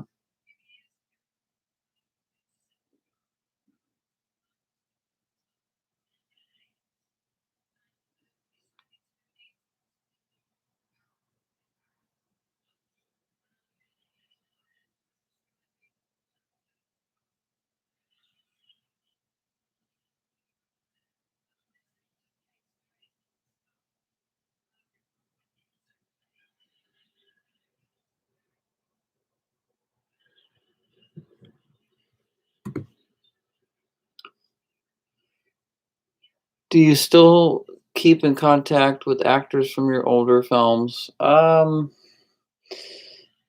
Depending on who. More so on the recent actors in my movies. Not too many from my earlier movies. Definitely some. Uh, but I'm not in contact with them like I used to. So yeah, yeah. I mean, I've worked with so many people, so many actors. Where it's so easy to lose communication because there's so many that you work with. Um, so there's only a few that are like close ones.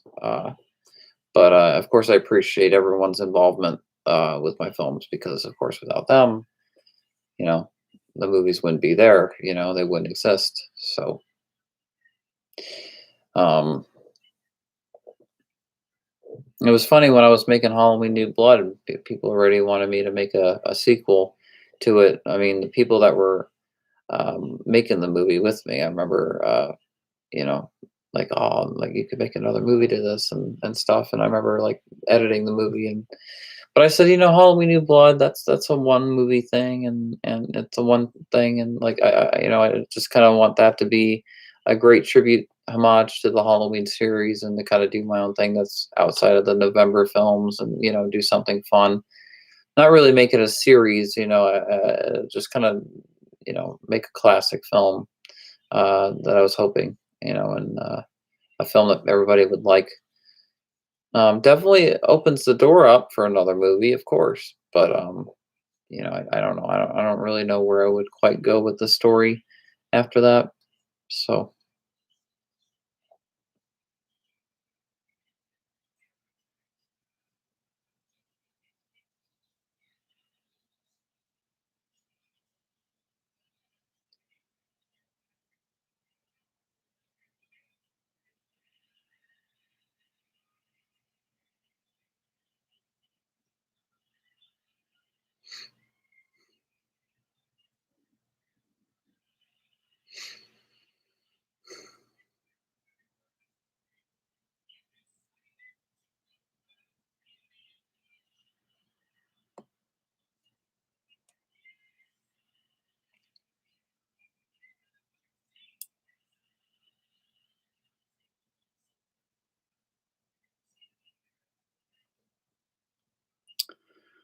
my favorite film score would probably be Halloween, um, and Star Wars. Halloween and Star Wars are probably my favorite film scores for sure. Um, and then probably Friday the 13th as well. Um, and Avengers is great music, honestly. And then what else is really great? Um, uh, Danny Elfman's Spider-Man 2 music was awesome. Um, Godfather, Part 1, Part 2. Scarface, the music in those movies, those scores definitely are like my favorites. Um, uh, tons of movies. Titanic. The list goes on and on and on. My favorite scores, but my favorites, Star Wars, Halloween. Yeah, and I would put Titanic there. Honestly, though, I would put Titanic there. Without that music, the movie would not be what it is. Um, you should make your movies more realistic. Well, my films aren't realistic enough? What are you talking about? I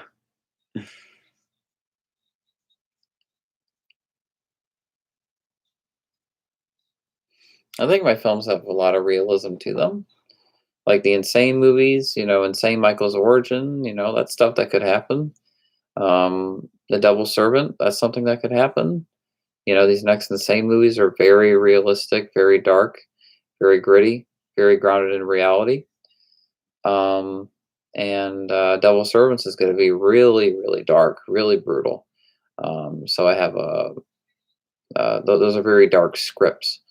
Um, so I will, yeah, definitely have more in store for my films to be darker and darker. But also thought the Destiny films are pretty dark too. Like I think I've definitely have made some dark movies. Um, I always work on the blood, and the gore. I mean, when you're low budget, there's only so much you can do. And the amount of people that are available, and the amount of people that are willing to, pretend they're dead, fake dead kind of thing. That's always a difficult thing. It's to get a bunch of people, and then the body count for the Miner versus Jason and Ghostface story was like 13. 13 characters died in that movie. So if you want, you're telling me that I need to do more gore or whatever. I mean, that was 13 kills in that film, The Miner versus Jason and Ghostface story. And maybe it was black and white, and you didn't notice something, but it was 13 kills, and um, I think there was quite a brutal. It was quietly brutal, for sure. I mean, get Casey like get stabbed in the head through the mask, and there's a lot of gore in that movie. And then, yeah, I think I've definitely have had some brutal kills throughout time. I've had I mean, Jason cut someone's arm off in that movie, and then just like whoosh to their head. A girl gets her head bashed multiple times to a tree, bunch of blood.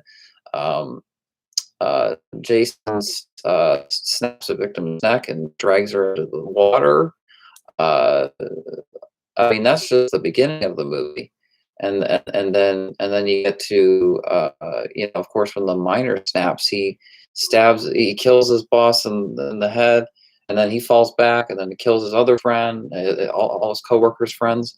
He's getting them all in the head or in the throat or here, and they're bleeding, blood's come out of their mouth. Like, it's pretty brutal. It's like chop, chop, chop, chop. It's like the Vader scene in Rogue One.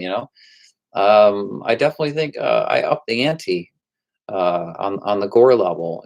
So I mean, thanks for being honest with me. I guess amping it up 20 times isn't enough, but I'll work on amping it up 40 times enough for you. So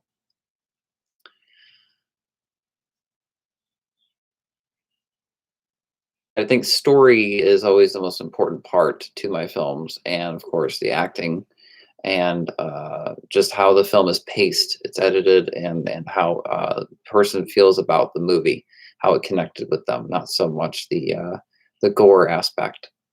So,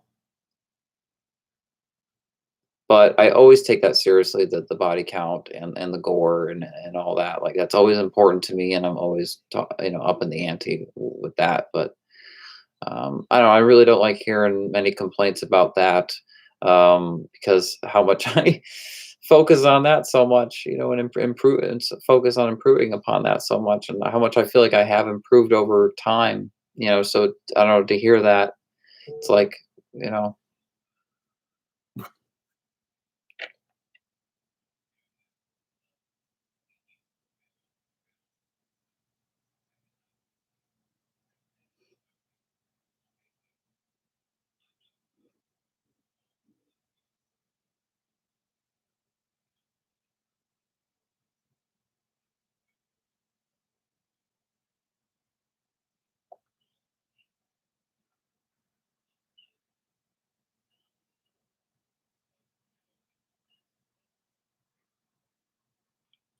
okay.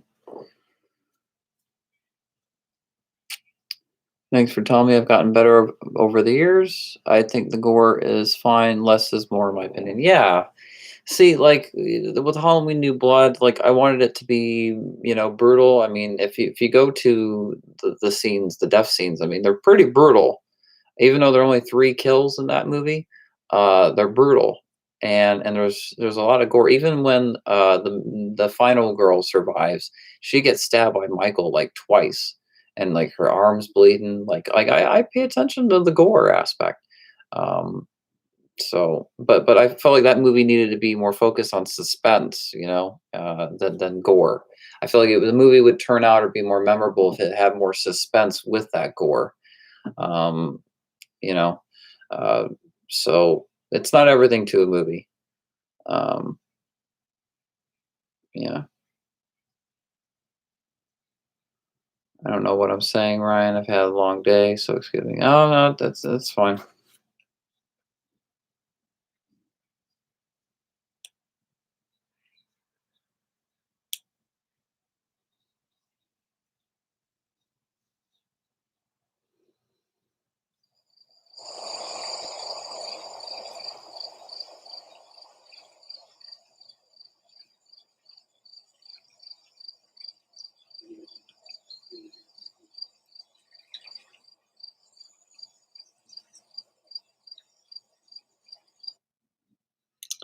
Okay.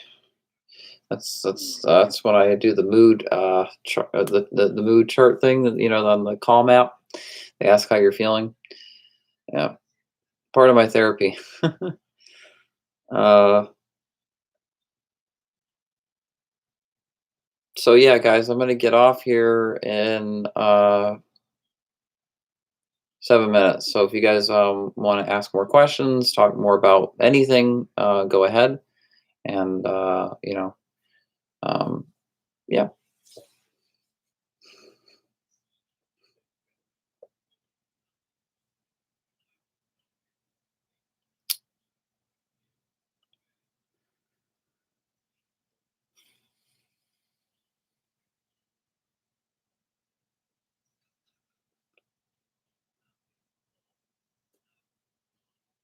I'm really glad that you guys, joined the live chat. It's always great when that you guys do.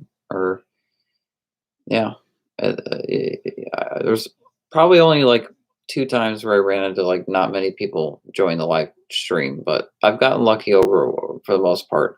And then I took your guys' advice with doing a notification to people, letting them know hours advance about my live stream or a day before. And it's definitely a smart thing to do. Um, how long will your next film be? Insane Cage of Madness Part One will probably be like 20 minutes. And then Insane Cage of Madness Part Two will be around there too. Um, uh, it could be longer. I mean, I don't know, but that's of course like how I time it in the script. Um, is around there. 20 something minutes for both movies. And then Devil Servant will be pretty much on the 20-minute mark. It'll be 20 minutes total. The thing is that movie is going to require a lot of effects, so it's going to take time. So the filming portion is just one part of it. So just to think that people have to wait like longer than 2 years for Devil Servant, no, longer than 3 years for Devil Servant sequel. I was hoping that I could get the movie out for 2021. For fall 2021. I mean, it's still possible. But um, I sure hope that that's a possibility because I don't want people to wait no more than 3 years for a direct sequel to the first movie. You will be amazed also how I wrote this movie. Um, because it's like where do you go after the first one? Everyone died, right? So I had to start over, but it wasn't. It was all intentional. Like I know exactly where I'm going with the storyline, where I'm going with the characters, where I'm going with all of it. So what happened in the first movie had to happen, in order for me to make the second film and make any other next entries. The first one kind of like is like the start, starts the engine, to the car of what's in store. Um, so yeah, it's great that people get the feeling that after the first one that's it, but that's far from over. It's far from over. So, but it's gonna be done well though. Like I wouldn't make this second movie if I didn't think that it could be good or it could be better than the first one. So I would love to do a 2-hour movie, but you got to remember my username, RBR Short Films 13. The films I make are short. I always make sure they are always they're always less than an hour. So even if it's a 50-minute movie or a 40-minute movie, they have to be less than an hour. Um, and also because I don't these actors don't get paid. I don't have all the time, to work with them, like to do this, do that, and to really make like a feature length films. Like it's just not possible, it's not. And I would have to make smaller movies, do something. I would have to be very creative to make a full length movie. Never say never, but like a 2-hour film, yeah, it's just not something that I have planned for a while. But it's something that actually would be fun at some point. But the idea of making a film that's 2 hours is wow, you know, and yeah. So um, definitely would like to make a full length like movie one day for sure. Now, if you do put the Destiny movies together, the Destiny Ghostface Part One, the Destiny Ghostface Part Two, this also might be the case when you watch Insane, Cage of Madness Part One and Part Two. You can kind of like accept that as like a long movie, maybe accept those as a long film. But overall, like I don't want my movies to be like 3 minutes, like how Gesture was, but I don't want them to be, 2 hours, or even an hour and a half. It's a lot goes into a movie, and I'd rather make a film that's shorter and like everything that goes into it, I get it right. rather than making a long movie and like a bunch of flaws, kind of thing. So guys, I'm gonna get off here in about like a minute or a couple minutes. So if you guys any other questions, anything you want to talk about, like now's the time. Because I'm gonna wrap this up. Um Thank you, Mario Mania 1234 for your support. You've been such a supportive subscriber throughout the years. I've seen your comments since probably 2012, right? Yeah, I mean, I think you commented on the Destiny films, so you've been watching my movies for quite a long time. So I thank you for being like such a dedicated fan like that, for that long, and that you as a subscriber have had the confidence in me as a director or writer, to create the content, for you and many other subscribers, the content that I need to create. So thank you for your support of that. I really appreciate that. Um, since 2011, yes. So yeah, yeah. You've been there for since almost the beginning. I started my channel in at the end of 2009.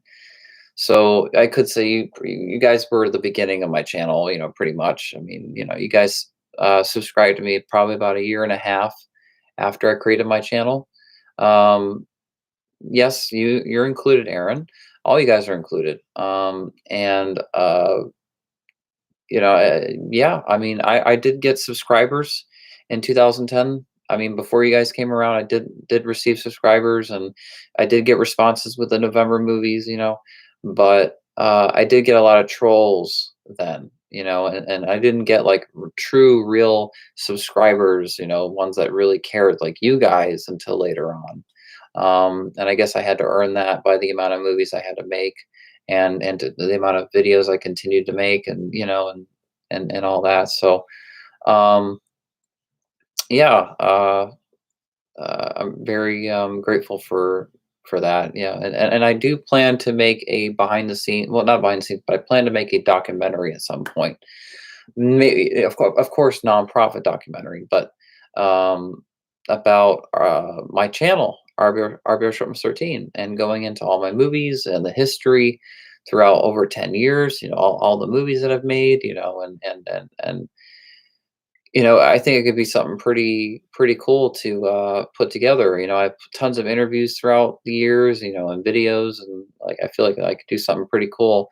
Let me know if you guys think that's something that I should do, because um, uh, I feel like that my channel needs a documentary. I bet everybody's just curious, because the documentary could have like deleted footage of my movie stuff that you've never seen before, and it could really help people understand more of like the process of my movies. Because I have a feeling a lot of you guys wonder a lot of times, like, how does he make these movies? How do what goes into them? Even though that I do put behind the scenes videos on my channel, and I do show you guys how I do make these movies.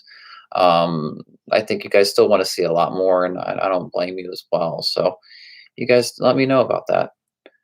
No problem, man. Your passion has always been inspiring to me. Thank you, thank you. Yeah, as long as I inspire you guys, and you guys look up to me, and enjoy my art, I'm grateful for that. So it's like, of course, let's hope this never happens. But let's say I, die in a car accident, or a gigantic plane just blows me up, or I die of a heart attack, or I get coronavirus, or I don't know. Let's just say something happens to me, sadly, and I just die. Um, I'd be grateful to know. I'm grateful to know that you guys would still be there after I would die, in the sense that you guys would keep watching my movies, you keep watching my videos, you guys would keep supporting my channel even after I would die, and that you guys would always make sure my legacy kept going, and then that I wouldn't be, like forgotten, and that's awesome, to know that I have you guys like that, that anything happened to me, that I have a whole legacy I've left behind, already, and that what I've already done, is more than what many people can say that they've done in their lifetime, So, uh, very grateful for that. So, um, uh, thanks, Mario Mania. Thank you. What camera do I use? I use Canon camera. I use a Canon camera, um, two Canon cameras, and then I also use my iPhone, and I use a uh, um, Osmo camera. So yeah, it depends. The Insane Cage of Madness Part One was filmed with the Canon cameras, and they were filmed in like 1080, 60 frames per second, and then it will be edited in 2K, and then it'll be exported in 4K when it comes out. And in 60 frames per second, of course. So it'll come with the widescreen formatting. I always have to add the letterbox, by the way, too. When I film my movies, it's never in widescreen format. It's always full screen. It's like shooting it in 16 millimeter. There's no wide size. So I have to do tricks in editing where I add the black bars, and give it that look and give it that film look and everything. And movies to look like movies. That's the thing. I got kind of tired of the full screen early on, which is why by the time you get to Destiny of the Ghostface Part One, Part Two, I filmed are like all widescreen. So like Ghostface versus Jason, November 3rd, the Miner versus Jason, and Ghostface story, Confession of Twilight Fan short, The Devil's Servant, and Halloween New Blood all are in widescreen format. And because it's better in widescreen. You get more of that movie feel.